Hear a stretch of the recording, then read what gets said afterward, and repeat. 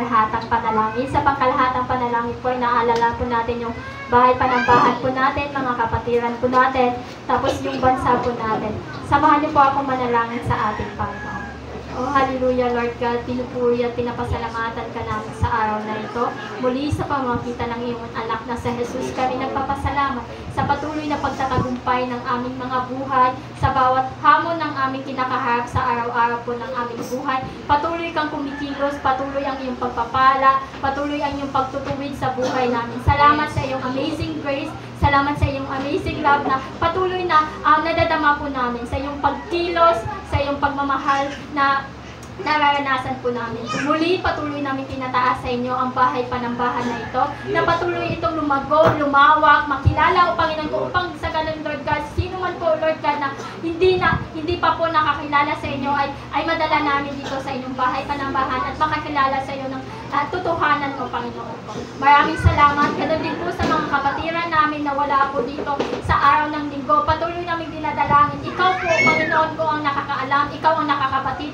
Walang maitatago sa aming mga buhay, kung ano man po ang mga pinagdaanan, kung may mga sakit man po, kung may mga struggle man po sa buhay ng mga kapatid namin, patuloy mo itayo, patuloy mo ibangon sila, sapagkat kami po, Lord God, ay nagtagumpay na dahil sa iyo, Panginoong Jesus. Maraming salamat at patuloy kong tinataas ang bansang Pilipinas, na patuloy andun yung free na ipahayag ang iyong mabuting balitaan.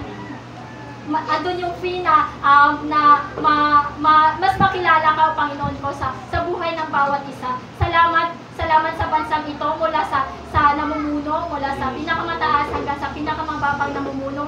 Ikaw ang manguna. Kausapin mo sila na ang kalooban mo siya mangyari sa bansang ito, Panginoon ko. Hindi yung sarili nilang interest, o Panginoon ko.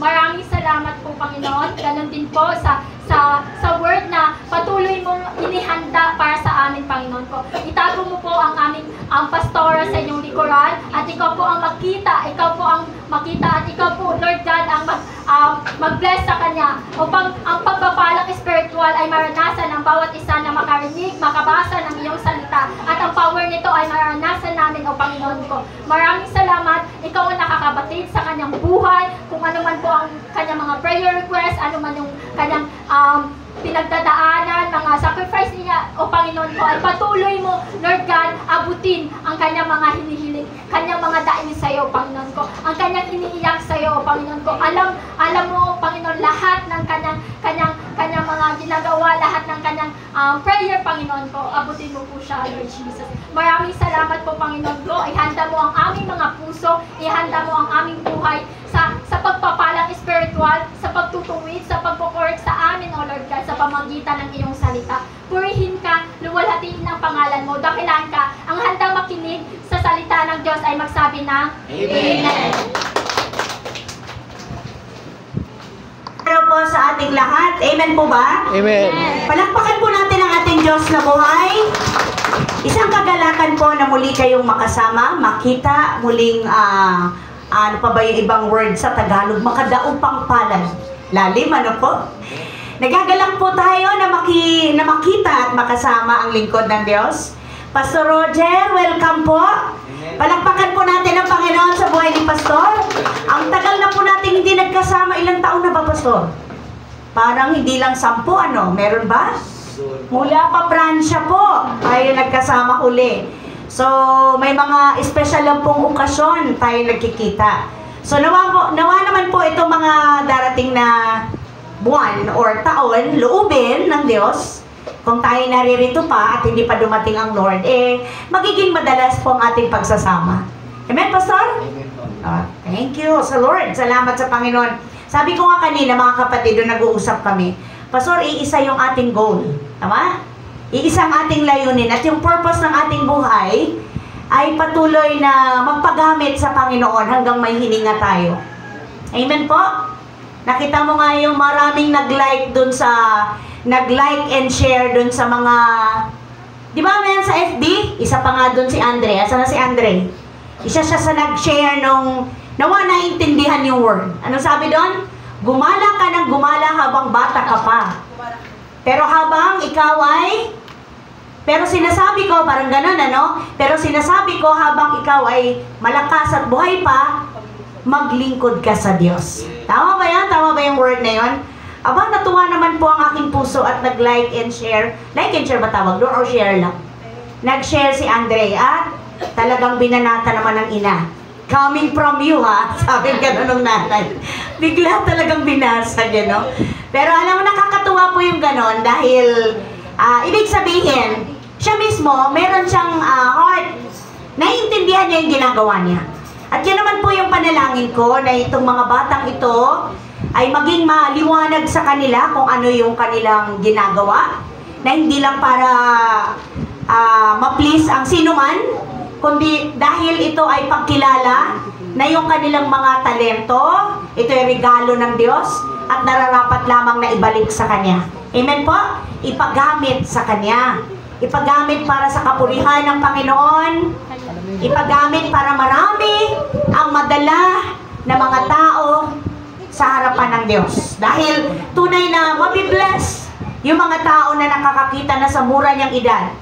Sa bata pa niya, instead na gamitin sa mundo, ay ibinibigay sa Lord. Amen po ba?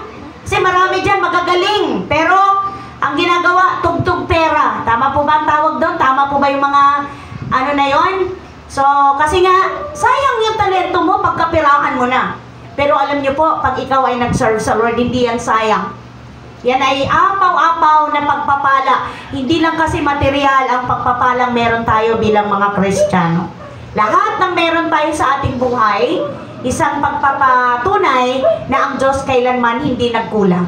Amen po ba? Yung pagising pa lang natin sa umaga, mga kapatid, na tayo po'y malakas, masigla, nagtagumpay tayo sa ating mga pinagdaanan. Ngayon nga lang po, iilan sa atin yung mga nag-struggle sa health, diba? Ilan sa atin ang mga nalagpasan ang pagsubok sa kalusugan. Hello, mga anak ng Diyos. Di po ba? Simpleng sipon, ubon, na nauuwi sa pagkahiga ng ilang araw dahil nagkakalagnat, humihina ang katawan, bumababa ang immune system natin dahil na rin po sa marahil sa ating routine, sa ating mga paulit-ulit na ginagawa. O minsan nakakalimutan na natin kung gaano kalaki yung tulong ng mga vitamins na yan. Malaking tulong po, lalo na yung mga vitamin C, pero meron kasi ilan sa atin na hate yung mga vitamin na yan. Diba? Ayaw. Hindi kayang lunukin. Diba? Pero kung ayaw nyo po, maging masipag lang kayong uminom ng tubig, ano pa ba? Yung mga natural na mga fruit juices, diba? Mura naman ang, ay mahal pala kalamansi. Pero mas mahal yata ang mga paracetamol, kapatid. At mas healthy naman siguro yung mga kalamansi juice. Huwag nyo nang lagyan ng sugar. Kasi kadalasan yun ang nagiging, imbis na mapaganda, ay napapasama. Dahil nasasanay yung ating mga panlasa na laging may matamis. Pero pag sinanay natin, ako nga kapatid, nung once na tinry ko po yung kape na walang sugar, pwede pala. Akala ko yung mga naggagawa na yung mga senior lang. Pero tama, mas nalalasahan mo, mas nandun yung tapang ng kape pag walang sugar. Subukan nyo lang po. Tip lang naman. Tip lang naman. Pero okay po Kala ko nung una hindi ko kaya, pero pwede. Pwede. So yun nga po, salamat sa Panginoon. Dahil nalagpasan natin yung buong week, mga kapatid. Tama po ba? Dahil andito tayo. Tingnan nyo nga po yung mga katabi.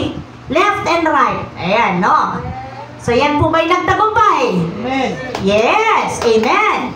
Nagtagumpay yan sa mga battle. Lahat tayo may mga battle na pinagdadaanan. So salamat sa Lord dahil nagtagumpay ka din, kapatid, na ibigay ang panahon na ito para sa ating fellowship. Napakahalaga po. Di mo lang alam kung gaano ka-inam, kung ano yung magandang epekto na naibibigay nito sa atin, sa isa't isa, na makita tayo, na may kagalakan na magbatian, tama?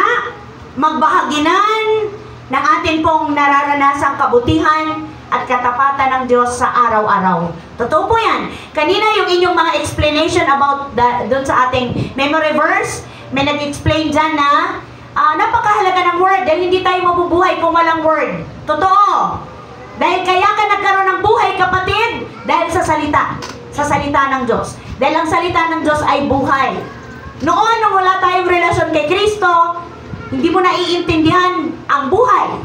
Walang kabuhay-buhay. Although may buhay ka, wala kang kabuhay-buhay, kapatid, sa harapan ng Diyos.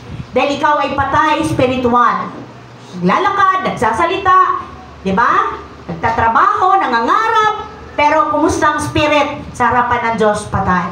Pero nung nakakilala ka na sa Panginoon, nanampalataya ka sa Word, nagkaroon ka na ng buhay. Nagkaroon na ng meaning, kapatid, ang buhay mo. Nagkaroon ka na ng patutunguhan. Tama po ba? Nagkaroon na ng direksyon ang buhay mo. Kaya lahat ng ginagawa mo meron ng katuturan. Doon pa lang nag-start na yung buhay mo nagkaroon ng sense. Tanggapin man natin o hindi, pero yun yung totoo. Kung kailan mo tinanggap si Jesus, doon pa lang. Yun pa lang yung count na ikaw ay nagkaroon na ng tunay na direksyon sa buhay mo.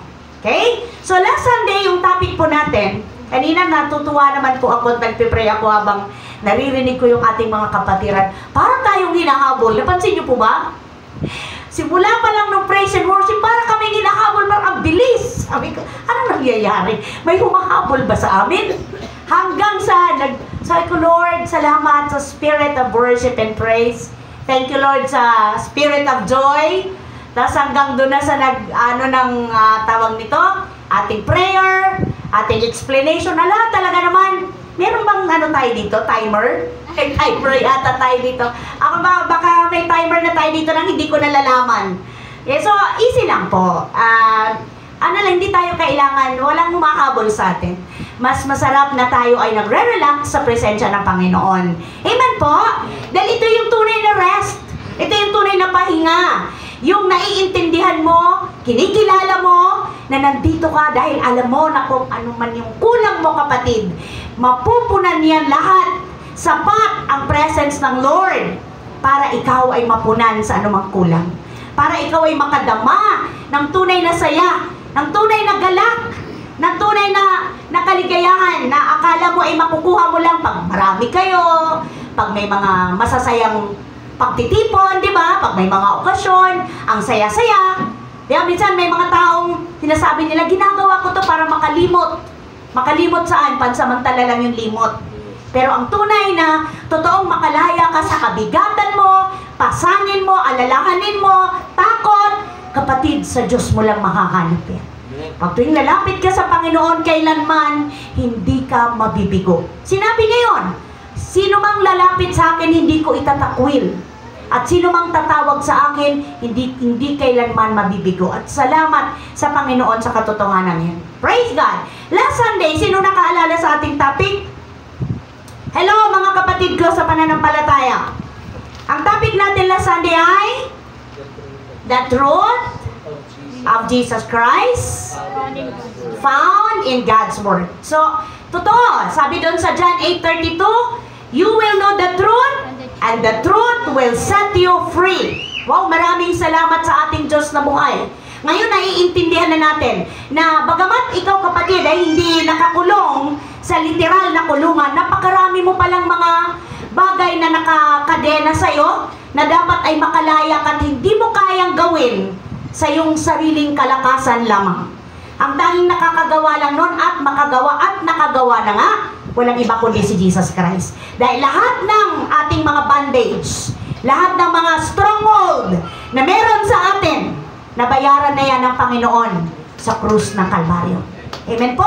At isang napakagandang paalala dyan ng Lord na tayo nakalaya na sa mga mali nating mga paniniwala, pamamaraan ng ating paglapit sa Panginoon na dati akala natin nasa to the highest level na tayo na pagka-religious, diba? Parang napaka-super na natin, holy, hindi pa pala. Dahil ang sabi sa Isaiah, lahat ng ginagawa ninyo, lahat ng kabutihan ninyo'y basahan lamang sa harapan ng ating Diyos na buhay. So, nakakalungkot naman na lahat pala ng ating pagsakripisyo, lahat ng ating ginagawa, nung hindi pa tayo nakalaya, hindi pa tayo nakakilala sa tunay na may kapangyarihang magpalaya sa atin, baliwala pala lahat ng yun. Pero ngayon, thank you Lord, dahil malinaw, maliwanag na sa amin, na ikaw lamang at walang iba ang tunay na nagpalaya sa amin. Una tigit saan, mga kapatid? Sa kasalanan. Na siyang nagiging dahilan kung bakit tayo na tatabunan, nadidimlan. Hindi natin makita ng tuwiran. Alam mo ng mali, pero hindi ka makaalis sa mali. Tama po ba? Alam mo ng hindi tama, pero andun ka pa din. Paulit-ulit, slave ka. Hello? Pero dahil powerful ang word, powerful ang name ni Jesus, at yan ay pinaniwalaan mo sa heart mo, kapatid, nagkaroon niya ng bisa. Nagkaroon niya ng malayang pagkilos sa iyong pagkatao. Kaya yung mga bagay na sinasabi ng mundo, gusto kong mabait pero di ko magawa. Tama? Gusto kong bumait pero hindi ko magawa. Totoo yun. Pwede kang bumait ng ilang minuto siguro, lalo na pag nandyan yung special someone mo at nandyan yung gusto mong ma-impress sa'yo, pero babalik ka talaga sa totoo mong kulay. Mahihirapan ka. No? Magpapakilala ka talaga, lalo na kung yan ay kasama mo na sa araw-araw mong buhay. Pwede mo pang pigilin pag mga ilang oras lang kayo magkasama. Pero yan ay kung kasama mo na sa isang bubong, naku po, lalabas na lahat yan. Alam niyo na po kung anong tinutukoy ko. Ngayon po, ipagpapatuloy natin ang ating pag-aaral. Sabi ko nga, salamat sa Diyos kasi yung ating pag-aaral last Sunday, ito'y mahabang usapin tungkol sa katuparan ng mga nagaganap ngayon sa mundo. Di po ba? Sa buhay natin bilang mga Kristiyano. Kaya sabi ko, Lord, ipapart 2 ko ito sa tulong ng Holy Spirit, sa biyaya mo. At salamat dahil nag-reveal ang Lord.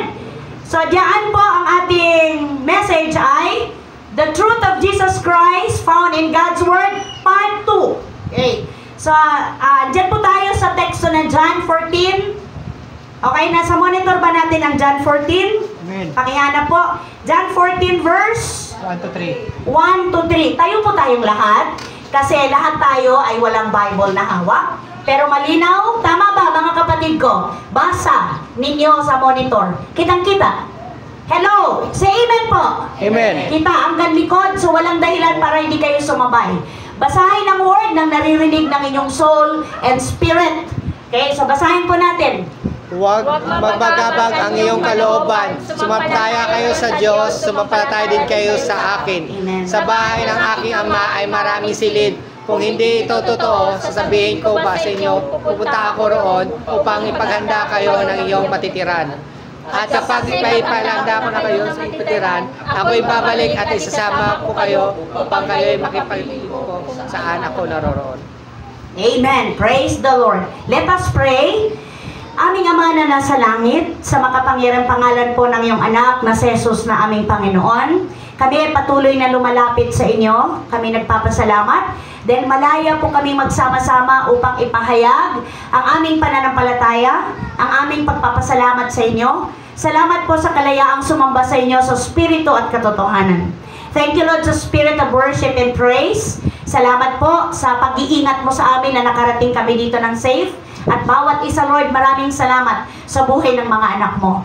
Thank you din, Lord, dahil malaya kaming magsama-samang mag-aral ng inyong banal na salita. Ang dalangin po namin, Panginoon, patnubay at gabay ng banal na Espiritu.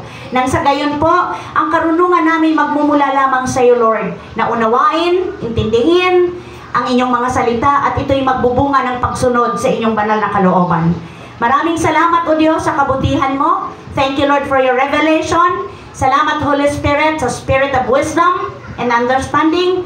Thank you, Holy Spirit, sa patuloy na pagkilos mo sa puso ng bawat isa na narito ngayon. Lord God, akin pong ipinagkakatiwala sa inyo ang mensaheng ito. Kayo pong patuloy na kumatagpo sa pangangailangan ng iyong mga anak. Gamitin mo lamang ako bilang instrumento mo. Thank you, Lord, sa tagumpay, pagpapala. Salamat sa mahimalang pagkilos mo sa aming mga buhay. Sa iyong mataas na papuri, in Jesus' mighty name. Everybody say, Amen. Amen at Amen. Hallelujah. Makaupo na po tayong lahat.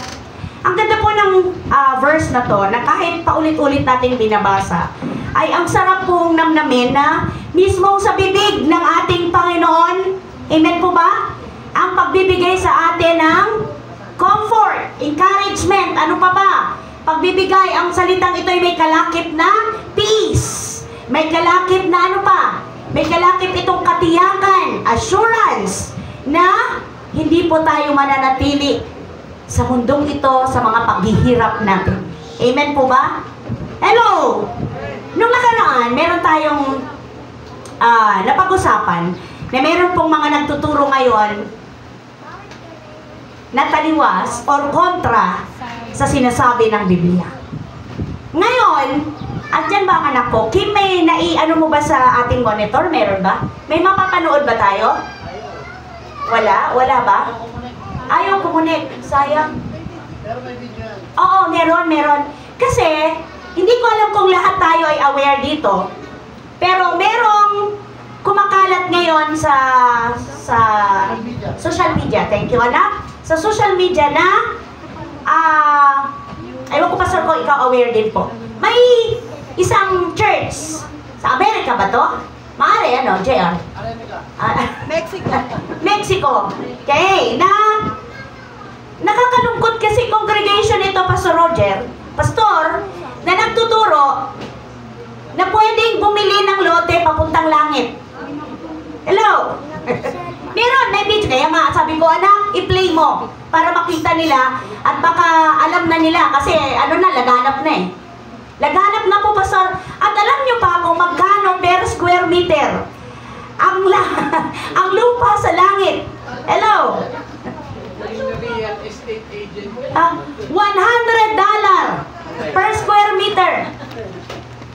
At itong pastor na to na nagtuturo ay isang Church of the End Times. Yun yung niya, Pastor.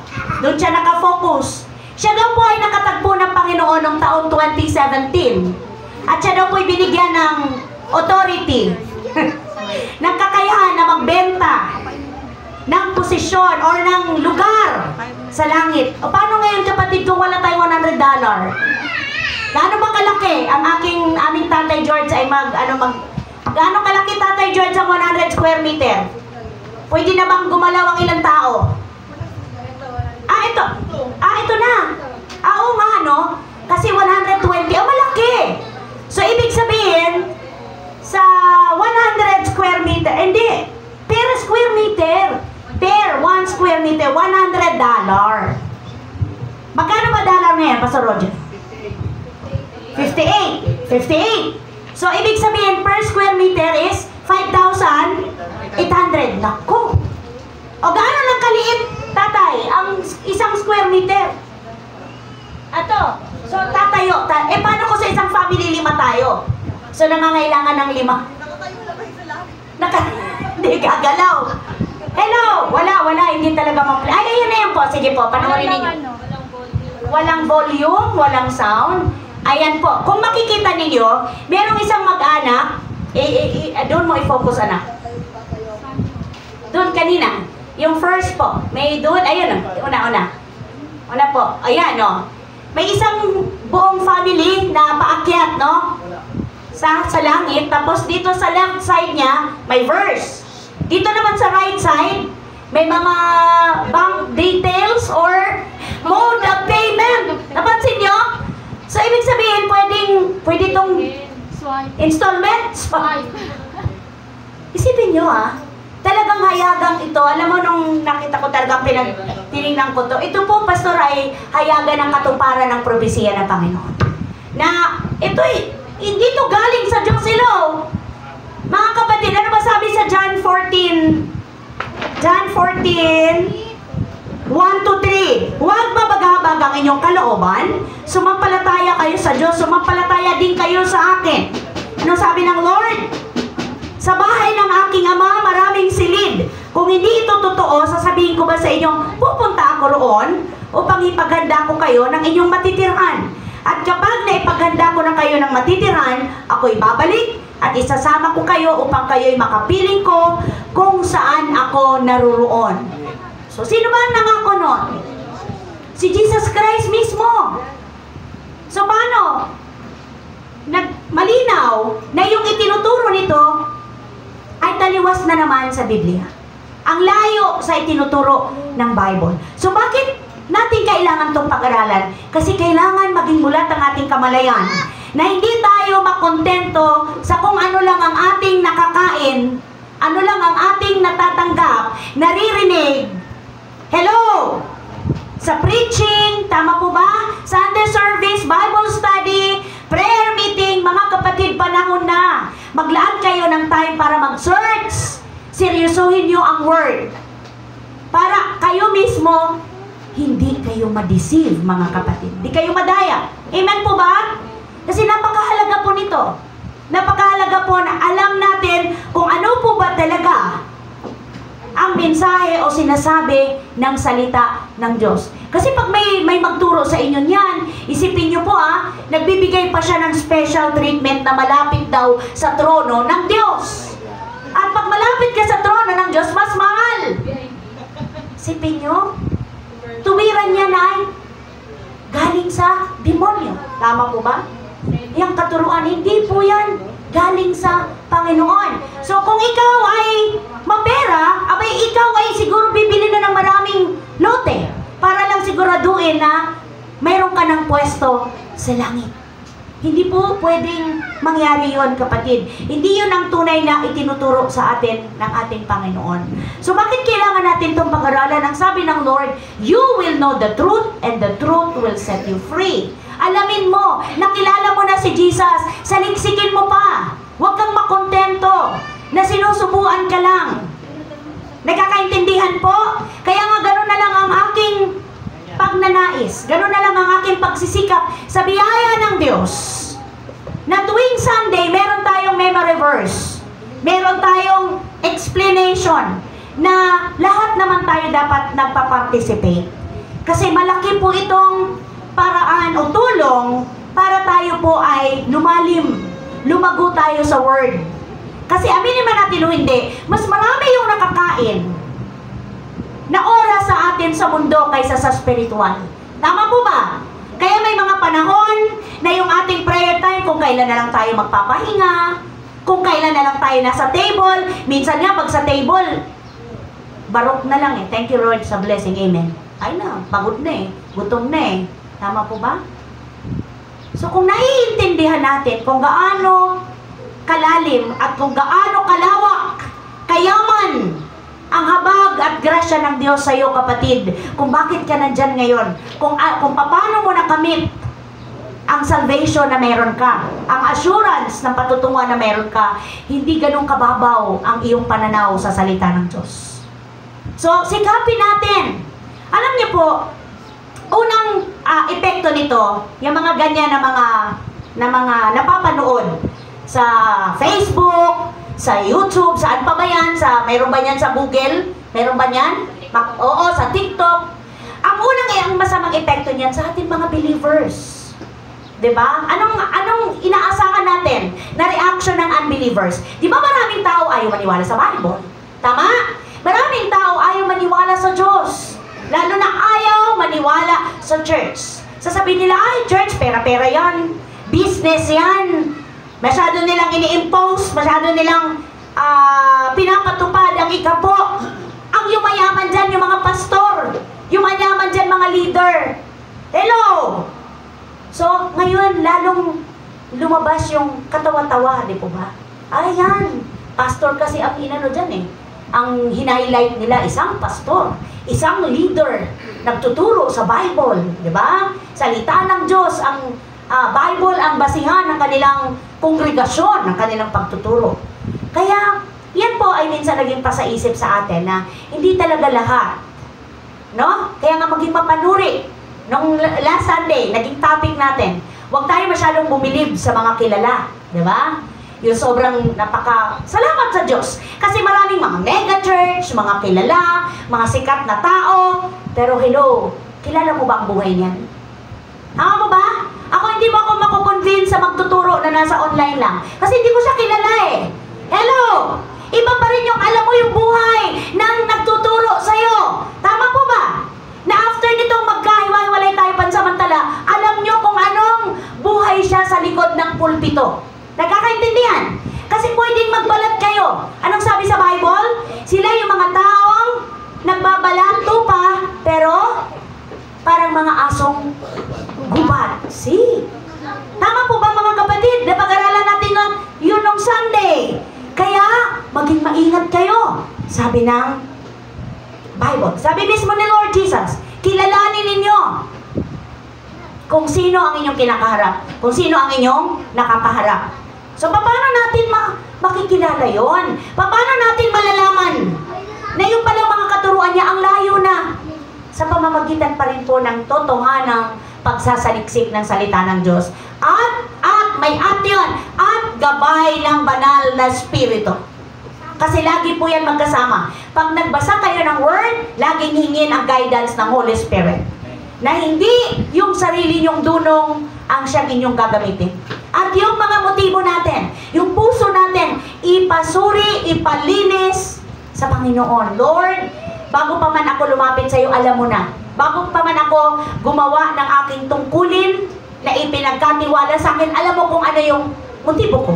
Yung goal ko. Tama po ba mga kapatid? Bakit? Diba sabi ng Lord sa Psalms 139, wala tayong maililihim sa Diyos. Nakikita niya lahat. Wala tayong pwedeng pagtaguan sa Panginoon. Wala tayong pwedeng iwasan o wala tayong lugar na pwedeng makaiwas sa Spirit ng Lord. Even doon sa pinaka-darkness na lugar, nandun ang Spirit ng Lord. At kahit ano ka magtago, di ba? Kahit gaano kaliit-liit ang part ng buhay mo, alam ng Panginoon. Nakikita niya, nababasa niya. Kaya hindi po mahirap sa Lord na tayo po ay iahon or ano pang tamang word doon, tayo ay isalba, amen? Sa mga mapanlinlang na gawa ng kaaway. Kasi yun po talaga ngayon ang kanyang ginagawa. Doble, hindi lang siguro doble, triple pa, 10 times pa, 100 times pa, siyang gumagalaw kasi alam niya na malapit na. At wala siyang panahon para sa mga taong alam niya kanya na. Dito siya mag-aaksaya o dito siya magbibigay, mag-spend ng time sa mga taong pilit ng nagsisikap ng lumakad sa katotohanan at katuwiran. Hindi niya na pag-aaksayahan yung alam niyang kanya na. Hello mga kapatid sa pananampalataya. Kaya huwag kayong magtaka kung bakit kung kailan kayo sumunod sa Lord, kung kailan kayo nag-spend ng time sa Panginoon ng totohanan, maraming mga struggle, maraming mga problema. Yan po ay patunay lamang na buhay ng Spirit. Lumalaban ang ating flesh. Diba? Dahil isipin nyo ha, kung ikaw ay 20 years old na ngayon, saka ka lang nakakilala sa truth. Saka ka lang nakaalam ng katotohanan. So, ilang taon ka, ilang dekada kang nakababad sa lie. Tama? Ilang taon kang nakababad sa kadiliman na hindi natin pareho alam. Amen? Pero salamat sa Diyos. Dahil sabi niya dun sa 1 Peter, mula sa kadiliman, inilipat tayo ng Lord sa kagilagilalas na kaliwanagan. Amen po mga kapatid. Kaya bang gawin niya ng sino man sa atin kahit siguro gaano ka ka-importante o kamahal sa Kanya, hindi niya kayang gawin. Hindi niya kayang ibigay sa'yo yung bagay na kayang ibigay ng kapangyarihan ni Jesus at ng Kanyang Word. Dahil ito po ay masusumpungan lamang sa atin pong totohanang pag-surrender sa ating makapangyarihang Diyos. So sabi mismo ni Jesus, sa Kanya lang magmumula. Kaya nga sabi doon, huwag kayong mabagabag. Ano pa ba yung ibang word? Huwag kayong matakot, huwag kayong mag-alala, huwag kayong magduda. Pwede bang ganon? Huwag niyong pagdudahan. Oo. Huwag kayong mag-alinlangan. Ang sabi doon, you believe in God, also believe in me. Maniwala kayo sa aking Ama at maniwala din kayo sa akin. Hello? So, ang sarap pong balik-balikan yung pangako na yan ng Panginoon na nagpapatibay sa atin pong pananampalataya sa ating makapangyarihang Diyos. So, sabi dyan, may mga ilang bagay tayong bibigyang diin na atin pong pasinungalingan, yung mga napapanood natin dyan sa social media na yan, na kailangan mong bumili ng lupa sa langit para makatiyak ka na ikaw ay makapunta ron. Number 1, ang sabi ni Jesus, siya lang ang naghanda ng lugar para sa'yo. Amen po ba? Jesus prepare a place for you or for us. Wala nang iba. Walang sino mang pwedeng maghanda ng lugar sa atin sa langit, kundi si Jesus lang.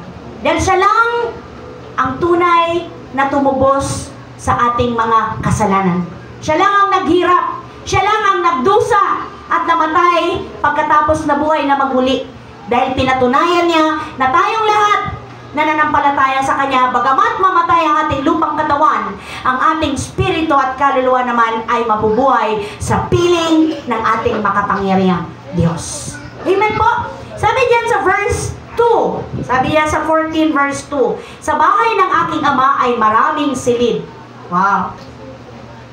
So imagine niyo na po, kung tayo dito, nabuhay tayo ng dekada na wala tayong silid, paano ba natin ma-illustrate yun? Walang kwarto. Ano? Wala tayong sariling kwarto, dire-diretso. Pagising natin, sala, diba? Kusina, hugasan. Kusina agad, lutuan, at salamat, meron. Diba? Nasisilungan. Hindi tayo mabababad sa init at ulan, at hindi tayo nadadatnan dyan or nakikita sa kalye. So, ang sabi dyan, maraming silid doon sa langit. At ang sabi dyan, maraming silid, kung hindi ito totoo, sasabihin ko ba sa inyong, pupunta ako roon upang ipaghanda ko kayo ng inyong matitira. Yung pala yung dahilan, kapatid, kung bakit hanggang ngayon wala pa si Jesus, maaring pinapanday pa niya ang ating mga titirhan. Hello! Pinapaganda pa lalo. Ang tatapakan natin doon, sabi sa Bible, ginto. Diba? Ano po? Lantay na ginto. Kumikinang. So kung dito, napakahirap nating magkaroon ng totoong ginto, doon, Sister Claire, lalakaran mo lang. Praise the Lord. Diba? Kaya pag kung hirap na hirap ka dito sa buhay, thank you Lord. Kung tumutulo yung bahay namin, sabi mo na lang, pag-ulan lang naman yan eh. Diba? Diba? Pag-ulan lang, pag mainit, wala. Thank you Lord. May bahay, pero mas maganda ang bahay nilalaan mo sa akin, sa piling mo. Amen po? Amen. Pagka ikaw ay namasyal sa mga lugar na hindi mo pa napupuntahan, makakakita ka ng mga mansyon. Saan ba kami nakakita ng mansyon? Ay, saan yung tatay? Sa Cebu. Ano nga tawag ng tatay? Temple of Leia. Mangang-mangha ako, mga kapatid ko sa pananampalataya. Pero biglang ipinakita sa akin ng Lord, namamangha ka dyan, wala yan. Silid lang yan. Silid lang yung mansyon na yun. Isang silid lang sa langit. Wow. Feeling ko, kaya bang limutin yung tatay isang araw? Kaya no, hanggang taas sa tindi. Pero dahil nga ako hindi sanay sa ganon, kahit nga lang sa mga Maynila na malalaking building, na-amaze na ako eh. Kasi nga, andito lang tayo sa bundok. Kaya pag pumupunta tayo sa mga ibang lugar na medyo bago sa ating mga mata, sa ating paningin, ay medyo napapahanga tayo. At babalikan, bigla mapapaalala ng Spirit yung John 14. In my Father's house, there are many mansions. Sabi doon sa ibang illustration, di ba? Diba? There are many mansions. Ang sarap. So, hindi lang basta ordinaryong silid, meron ka doon, kapatid. Mansion! Kaya kung ang bahay mo dito ay hindi naman ganun kagandahan, pasalamatan mo na ng apaw-apaw ang Diyos. Dahil may mansyon ka sa langit. Amen? At sabi dyan doon sa John 13, meron ba? 13 verse? 36. Ano bang sabi dyan sa 36? Ang sabi niya, saan po kayo pupunta, Panginoon? Tanong ni Simon Pedro. Sumagot si Jesus, sa pupuntahan ko'y hindi ka makakasunod ngayon, ngunit susunod ka pagkatapos. Wow. Ano kayang ibig sabihin nun? Pagkatapos ng misyon mo, kapatid. Amen? Pagkatapos ng ipinagagawa sa iyo ng Diyos, ay susunod ka doon sa langit. Kaya minsan pag sobrang pagod na pastor, ang mga pastor nasasabi, Lord, pwede ba ngayon na yun? Di ba? Pwede ba Lord, ngayon na yung sinasabi mong susunod na ako pagkatapos? Hindi pa eh. Maraming tao nagsasabi, Lord, please, extend mo pa yung buhay namin.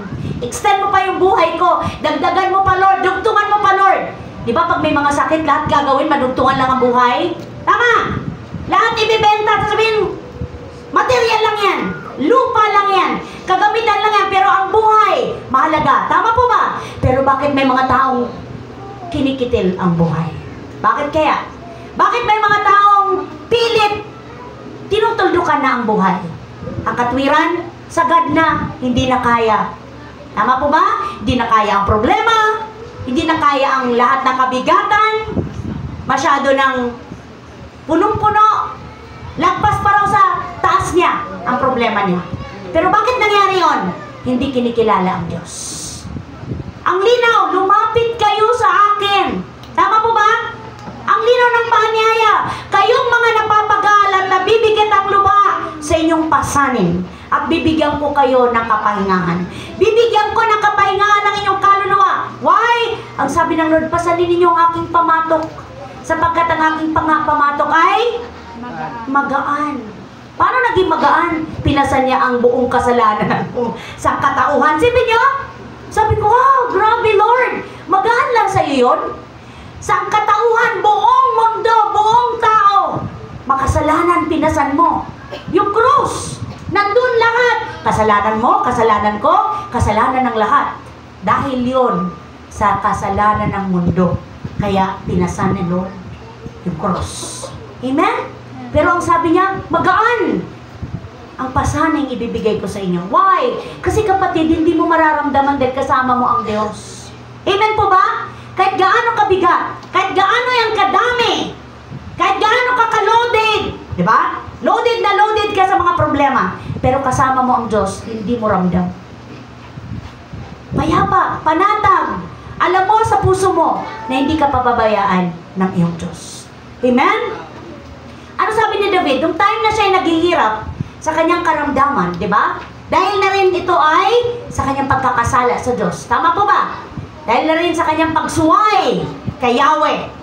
Anong sabi ng ni David?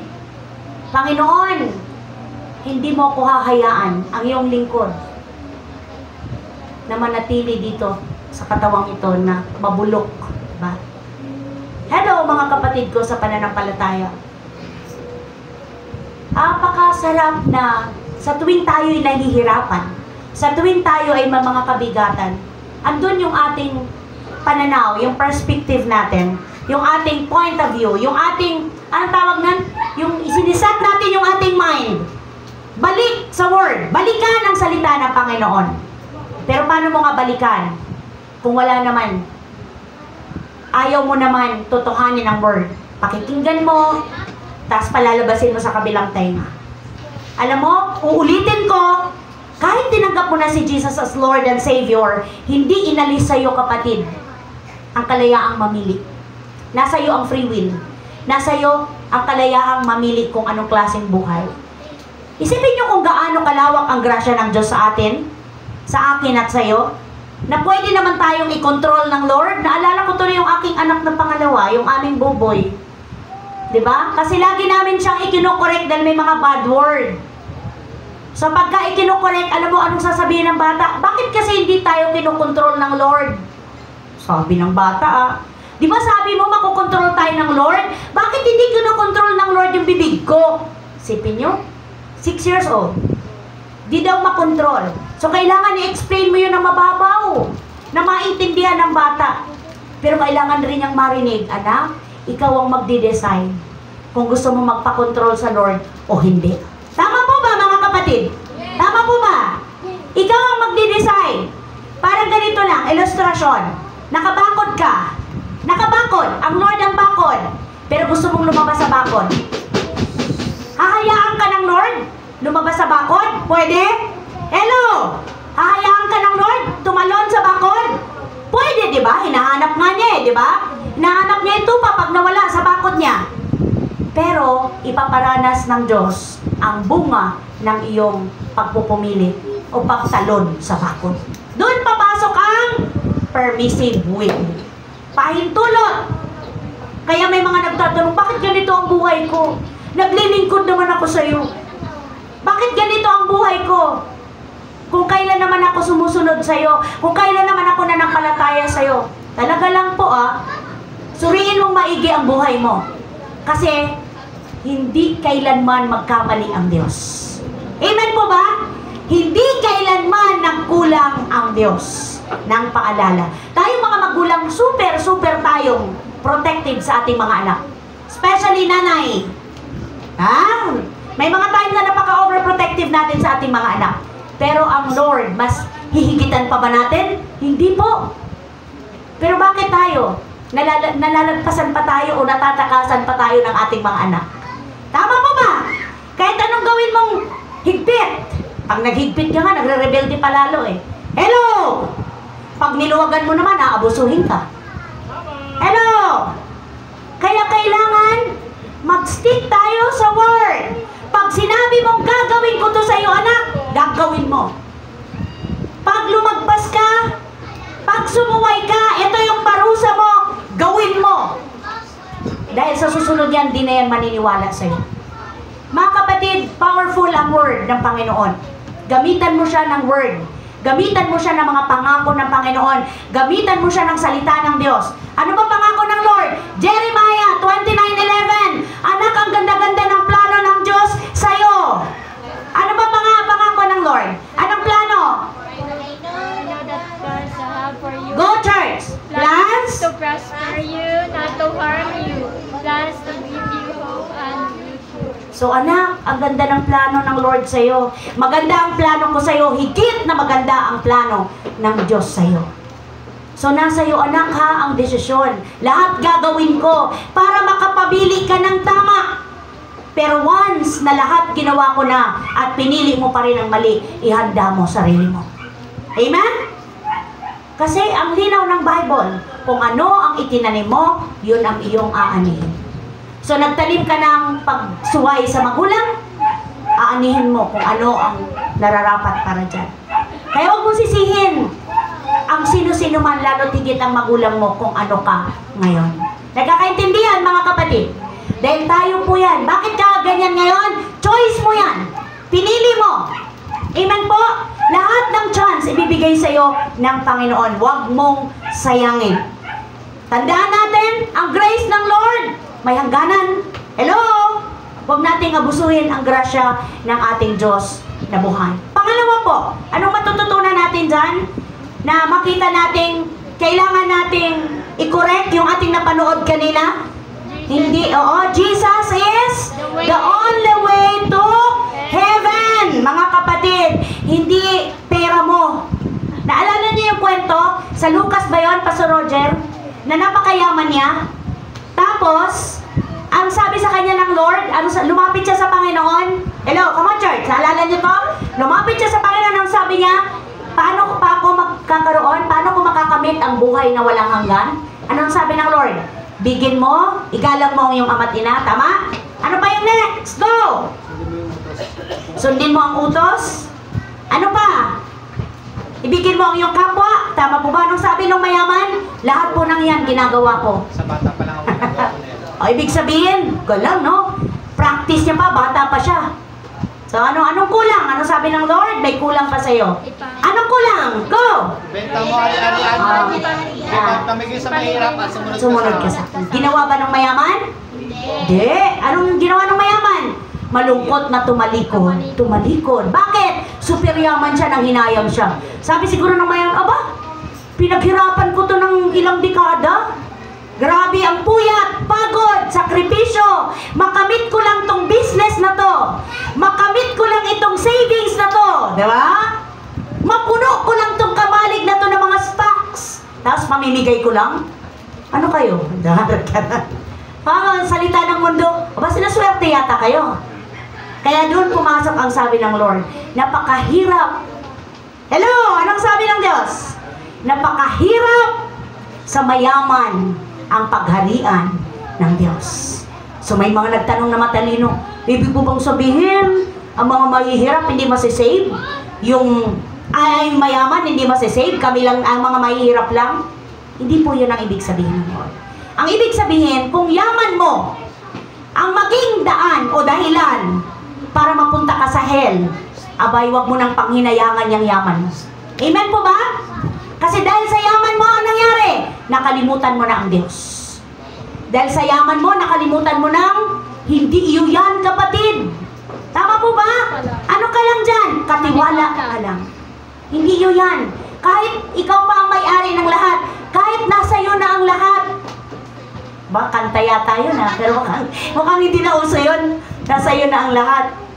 Ay baliwala pa rin po yun. Anong sabi sa Bible?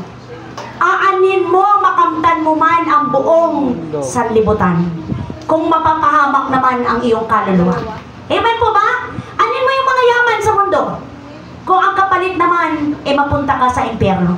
Hindi bali na lang. Amen po ba? Dahil yung paghihirap natin dito sa mundo, saglit lang. Kahit mabuhay ka pa ng 90 years old, kung napakahirap na nun sa panahon ngayon. Ang mga generation ngayon, napakahirap na umabot ng 90. Tama po ba ako, mga kapatid ko? 70, 60, ang hirap na, di ba? Pero kahit naman siguro kaya mong abutin yung 100, kung ikaw ay pabigat at ulyanin na, hingin mo na sa Lord, pauwiin mo na ako, Panginoon, wala na akong silbi. Di ba? Kaya salamat sa Panginoon sa buhay mo. Sa buhay natin na meron tayo ngayon. Umidad ka ng 70, malakas ka, kaya mo pa mag-serve sa Lord, kaya mo pa mag-share, malakas pa mga tuhod mo, gamitin mo yan para marami kang madala sa paanan ng Diyos. Ang iyong lakas, ang iyong kakayahan, ang iyong yaman, gamitin mo para marami ang mga taong makarinig ng mabuting balita ng kaligtasan. Huwag kang manghinayang magbigay sa gawain ng Diyos. Kung yan naman ay magbubunga ng maraming kaluluwa na madadala sa Panginoon. Bakit magbubunga ng maraming kaluluwa? Maraming manggagawa o makakagalaw. Marami ang mga taong maaabot. Nakikita niyo po, sa biyaya ng Diyos, inaabot natin ang mga bata tuwing linggo. Hello! Kung hindi dahil sa inyo mga puso na handang makiisa, handang mag-participate, salamat sa Panginoon sa inyong mga generous na heart. Dahil kung wala yon, hindi natin kayang i-sustain. Nagkakaintindihan? Baka pwede lang tayo magpakain once a month. Pero kung napapansin natin, linggo-linggo sa biyaya ng Panginoon. Sa atin lang ba yun? No! Bakit natin ginagawa yon? Dahil naiintindihan nating lahat na kung anong meron tayo, yan ay galing sa Lord. At nararapat lamang na ibahagi, i-share. Pag binigyan ka ng Lord ng sobra, ibig sabihin, kailangan mong ibahagi sa nangangailangan. Hindi dahil iimbak mo hanggang amagin. Diba? O may isa pang example sa Bible. Napakayaman niya. Sobrang dami na niyang pera. Ang dami niya niyang yaman. Dami niya niyang business. Lahat ng kanyang mga, anong tawag nun? Stock room. Tama ba ako? Lahat ng kanyang mga stock room, mga puno na. Ano bang ibang tawag nun sa panahon natin yan ng stock room? Bodega, thank you. Bodega, ano pa? Ano na? Warehouse, praise the Lord. O yun yung tawag, pag malalaki na, di ba? Warehouse, lahat na yata ng mga goods. Lahat na meron na. Yan ang sabi niya, marami na akong yaman. Diba? Mansa niya yan, alala niyo yung word na yun? Marami na akong yaman, pwede na akong matulog. Tama? Pwede na akong magpahinga. Pwede na akong manguyakoy. Anong sabi ng Lord? Hangal! Ngayon din, babawiin ang buhay mo. Kanino mo ibibigay? O sino ang makikinabang ng yaman mo? Sipin mo? Hello! Hindi nyo ba nararamdaman na ang sarap pag kayo'y nagbibigay? Ang sarap, di po ba? Pag nag-reach out ka, pag nagpa-participate ka, pag meron kang taong napapasaya, dahil hindi ka madamot, ang sarap sa pakiramdam. Amen po? Hello! Kasi yung pilit mong iniipit, ay hindi, paano bukas? Paano kami? Paano kami? Hello! Asan ang faith mo? Tama po ba? Asan ang pananampalataya mo? Asan ang pagtitiwala mo sa Diyos? Kung lagi kang nag-iisip, what if ako naman ang mawalan? What if ako mawalan ng trabaho? What if magsara? Ganon, di ba? What if malugi? O ayaw ko magdildil ng asin ng pamilya ko. Ganon mo ba tiningnan ang Diyos mo? Hello! Ganon lang ba kaliit ang pagkakilala mo sa iyong Diyos? Ang babaw, kapatid. Titingnan mo lang bang mayaman ang Lord pag pinagpapala ka? Paano pag wala ka na?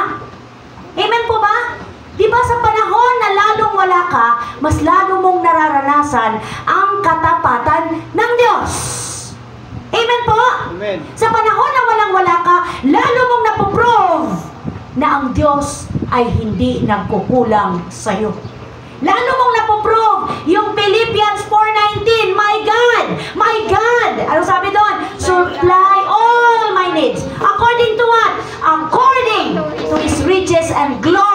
by Christ Jesus. Sa Tagalog, buhat sa kayamanan niyang hindi mauubos. Wow! Ang yaman mo kapatid dito sa mundo, kahit gaano yan kadami, mauubos yan. Amen po ba? Mauubos yan. Pero yung galing sa Lord, kayamanang hindi mauubos, doon magmumula ang provision niya. Magtataka ka, wala naman kayo nito, wala naman ngayong kakayahan na ganito, walang pagkukunan, walang alote, walang... Pero ang Diyos ni minsan, hindi ka pinabayaang masala sa buong maghapon. Labis pa! Amen po? Labis pa!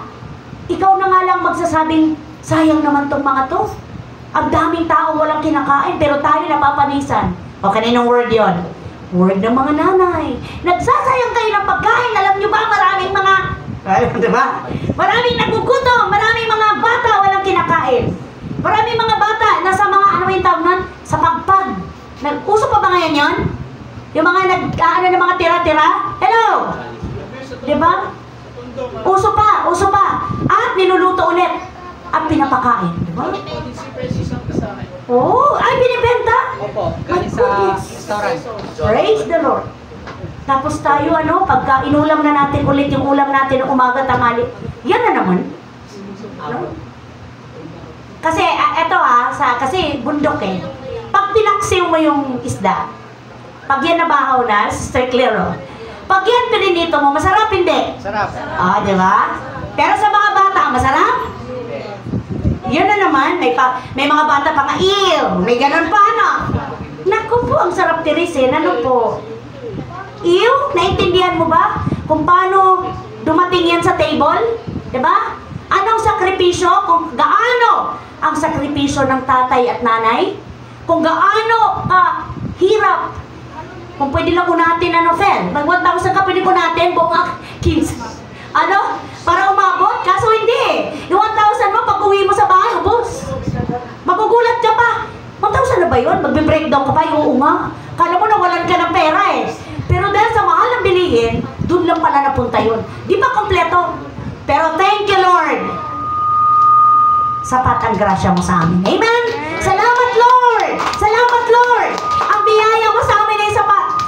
Kailanman, Lord, di mo kami pagkukulangan. Amen? At napakabuti ng Panginoon, mga kapatid. And sabi niya, Jesus is the only way to heaven. Kaya sabi niya dyan sa John 14:6, sino may kabisado nito? Nasaan ang aking anak? Saan, Camille? Anong pangako? Anong pangako ni Jesus, anak? Natutuwa ko sa mga batang marunong mag-verse. Kaya kayo, anak, asan na yung mga anak mo na wala na? Naku, busy. Anong sabi sa John 14:6? Jesus said, go.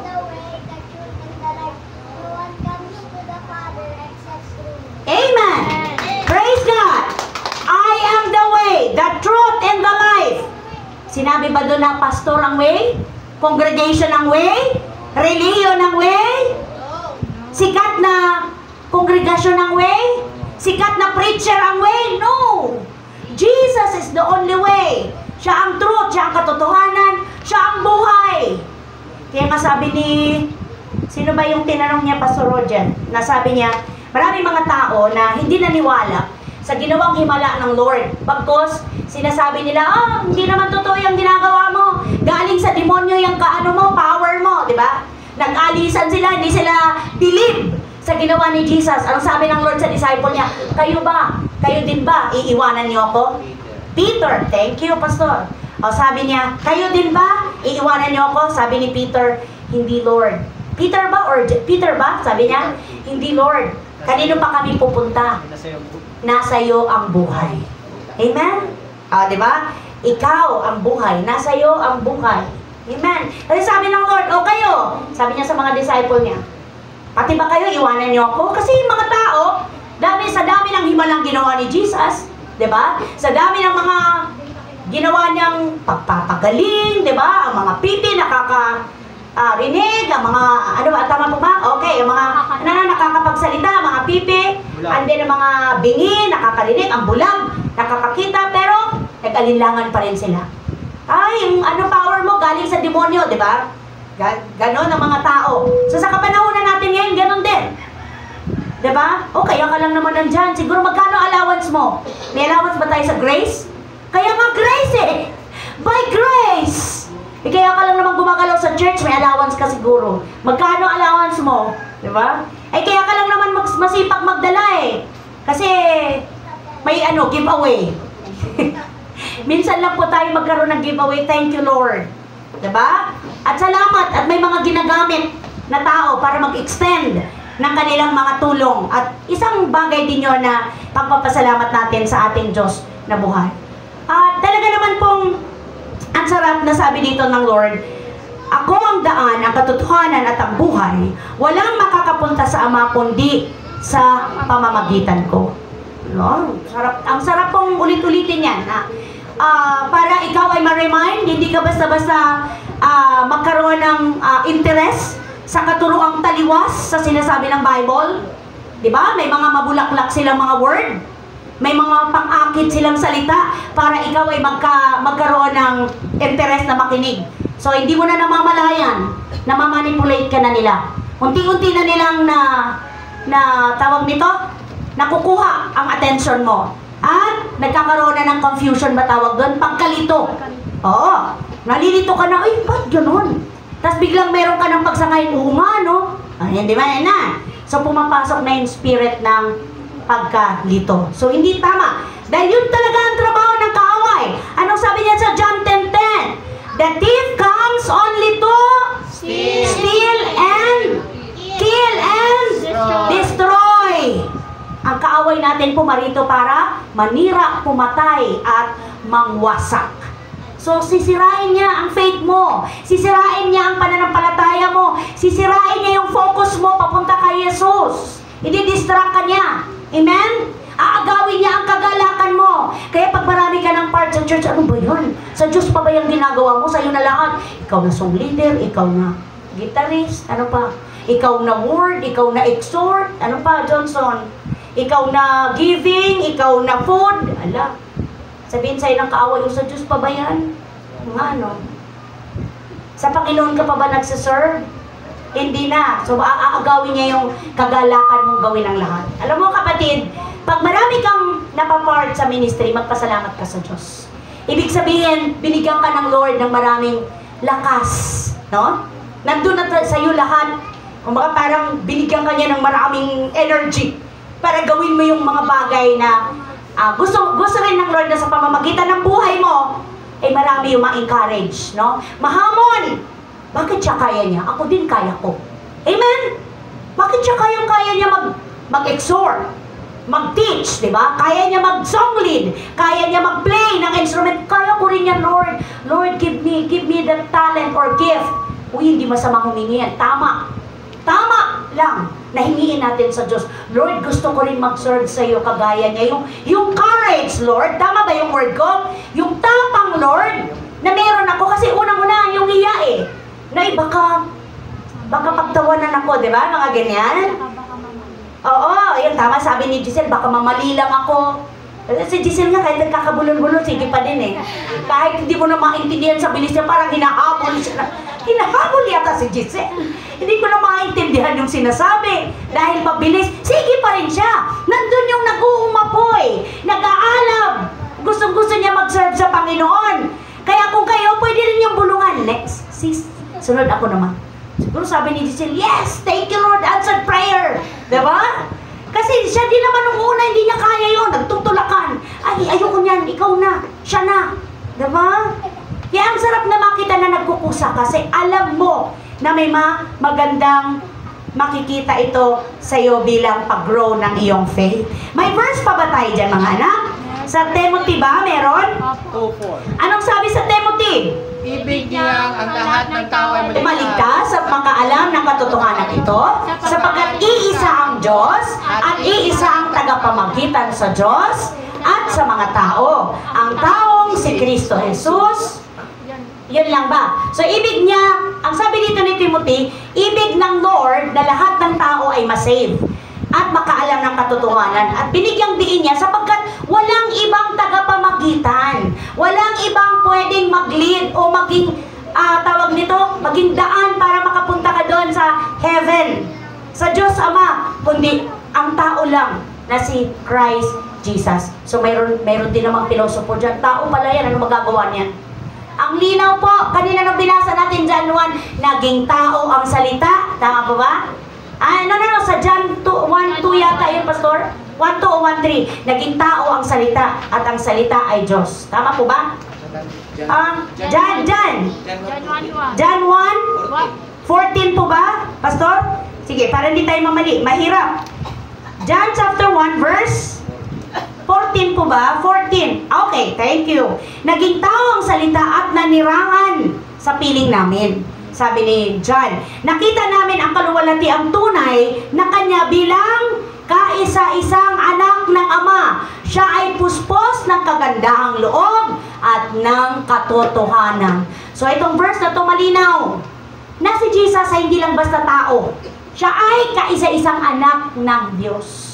Binigay na sa Kanya ang lahat ng kapamahalaan, ng authority, ng kapangyarihan. Kaya nga pag nagpipray ka, kapatid, paano ba ka nag-e-end? In Jesus' name. Diba? In Jesus' name, Amen. Sino ang Amen? God. Siya ang magsasakatuparan ng iyong hiling. In Jesus' name, Amen. Kaya alam nyo po, hindi dapat ginagawang biro ang Amen. Nagbibiroan kayo, sasagutin mo Amen. Sagrado po yun.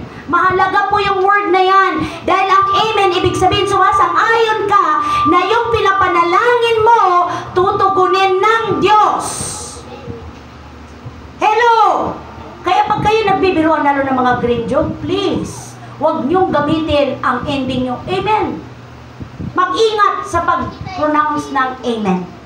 Pwedeng yes or no lang. At nasa Bible lang din yun.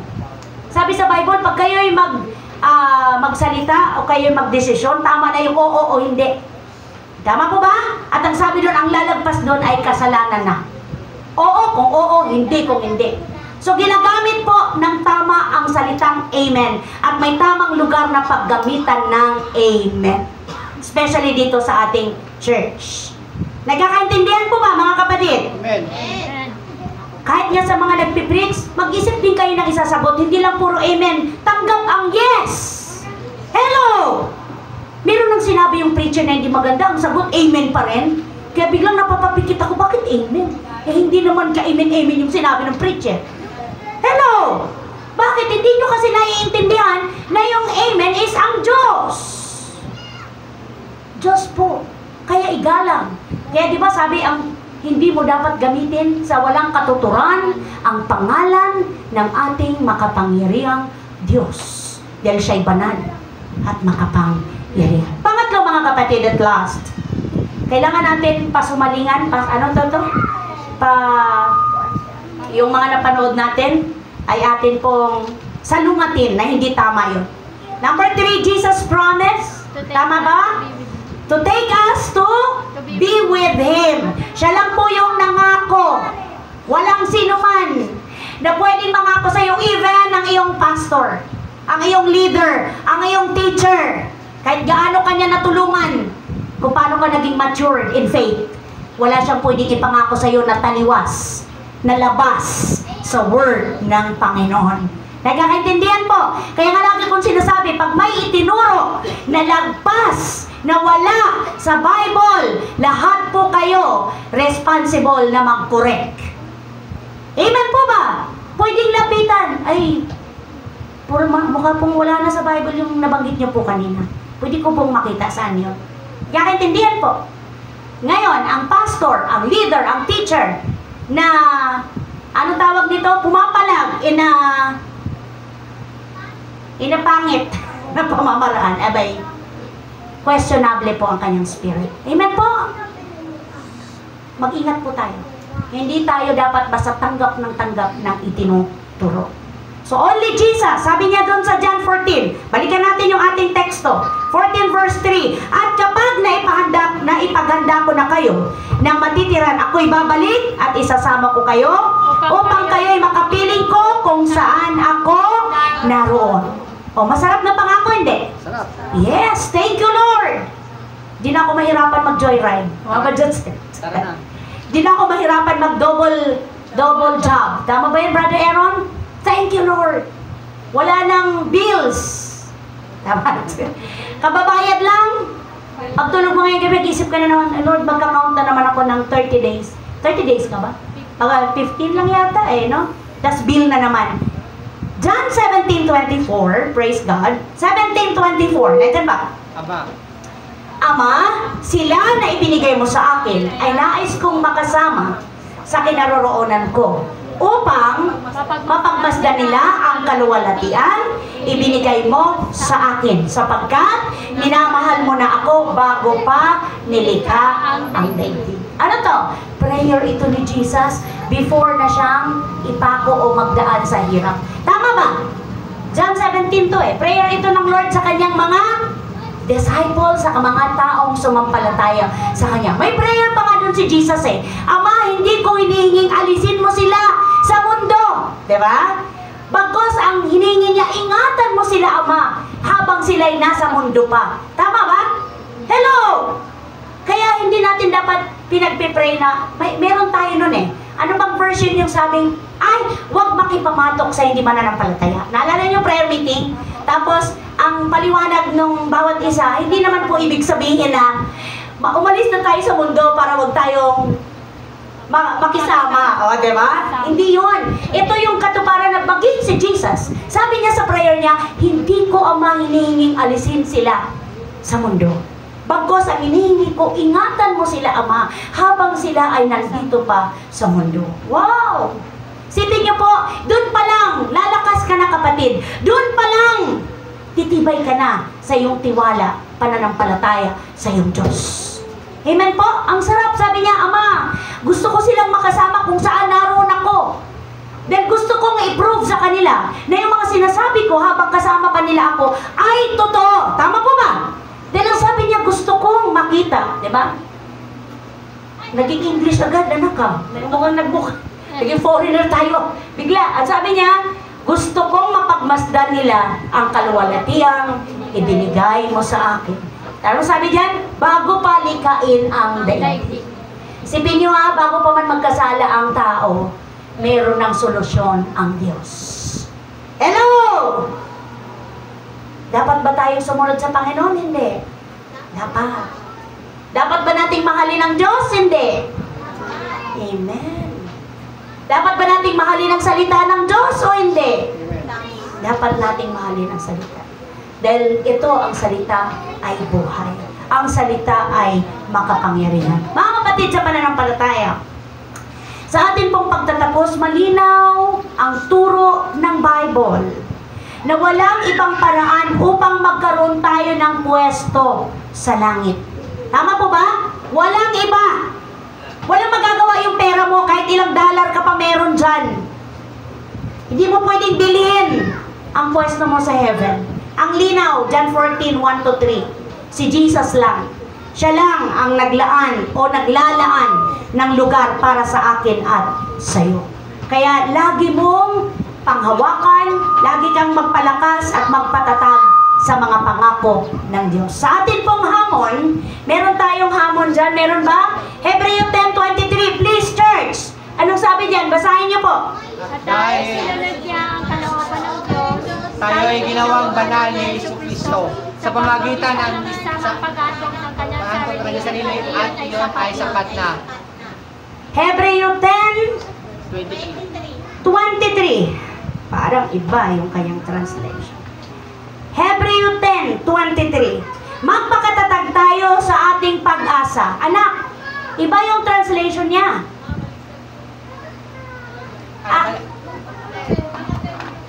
Habang ka sa 10, anak, please.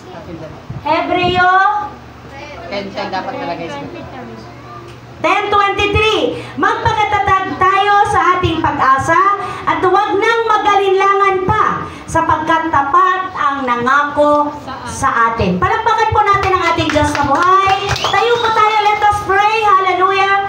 Glory, glory, glory to you, God. Hallelujah. We praise you, Lord. We glorify your holy name, O Jesus. Panginoon, maraming salamat, O Diyos. Makapangyarihan at mabisa ang inyong banal na salita. Salamat po dahil hindi mo kami hinahayaan na kami madaya ng mga gawa ng kadiliman, mga kasinungalingan ng kaaway, na pilit kaming inilalayo, inililihis sa katotohanan ng turo ng Biblia. Thank you, Lord, dahil makapangyarihan at tunay na mabisa ang mga salita mo na nagbibigay sa amin ng liwanag upang kami, Lord, ay patuloy mamuhay sa katotohanan. Tulungan mo kami, Panginoon, sa gabay ng Holy Spirit na bawat salita mo, hindi po namin ito ibaliwala, hindi po namin idaan sa biro, kundi amin iseryosohin ito, Lord. Maniwala kami, manampalataya kami, Panginoon, at marapatin mo, Diyos, na sa tulong ng banal na Espiritu, amin pong mararanasan lagi ang bisa at kapangyarihan ng inyong mga salita. Sa iyo lamang ang tunay na kapurihan at kaluwalhatian. Lord, kayo po ang kumumpleto ng message na ito sa puso ng iyong mga anak na narito ngayon. Salamat, Holy Spirit. Thank you, Father. Thank you, Lord Jesus. In Jesus' mighty name, everybody say, Amen. Amen at amen. Hallelujah. Sa Korinto. Dalawang Korinto, 9:7. Magbigay ang bawat isa ayon sa ipinasya ng kanyang puso. Huwag mabigat sa loob o dahil sa kailangan, sapagkat iniibig ng Diyos ang nagbibigay ng masaya. So ayun mga kapatid, napakalinaw dito sa verse na to na magbibigay tayo hindi dahil sa ating mga pangangailangan. So magbibigay tayo dahil sa ikalalago ng ating bahay panambahan, then upang magamit din natin sa ating gawain. So kailangan kasi pag nagbibigay tayo mga kapatid, nandun yung joy sa ating puso. Base din dito sa ating verse na binasa. Kaya pag tayo ay nagbibigay mga kapatid, dapat pinaghahandaan po natin or lagi po natin siyang pinaglalaanan. Kagaya ng mga makamundong bagay na like mga gadget, gano'n, na pinaglalaanan or pinag-iipunan natin. Paano pa kaya yung magagamit sa ating bahay panambahan at ating gawain? Kaya ang hamon ko sa lahat na mga kapatiran natin ay magbigay po tayo ng ayon sa ating kaya or kung saan tayo masaya. Sabi rin dito sa verse na to. Kaya tayo po yung magbigay ang hindi napipilitan o dahil meron po tayong pangangailangan. Kaya tayo po yung magbigay.